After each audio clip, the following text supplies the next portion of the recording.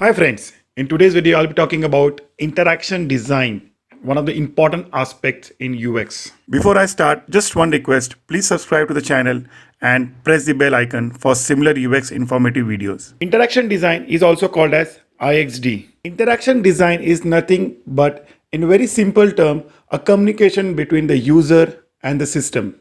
So whatever you design, you create that talks to your user. The way you design your elements or the way you design it to be interact with the user, that is how the user would perceive, or the affordance would be created. What has to be clicked, in what way the information has to be perceived by the user. So it's very important how you create your interaction design. So there are 4 interaction design principles that you should always keep in your mind while creating any interaction design. These are usability, learnability, affordance, and goal-driven design. So let's see an example of interaction design. Here the user is trying to access the Instagram, and the goal for the user is to create a new post.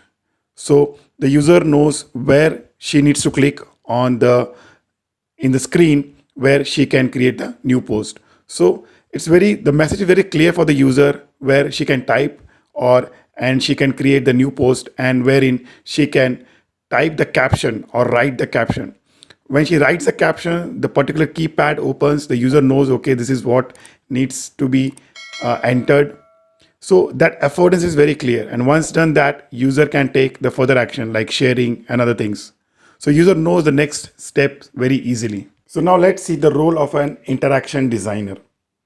An interaction designer always works together with other designers like UX and the visual designers, just to make sure that all the interactions which is created by him or her are implemented in a proper way. Interaction designers should always be on top of current technological trends or the best practices in the market which is being used. Yeah, so that's it guys for today's video. I hope I tried to explain in very simple examples that would help you to clear your concepts. If you guys have any questions, any queries or any comments, please mention in the below comment box. And if you like my video, please hit the like.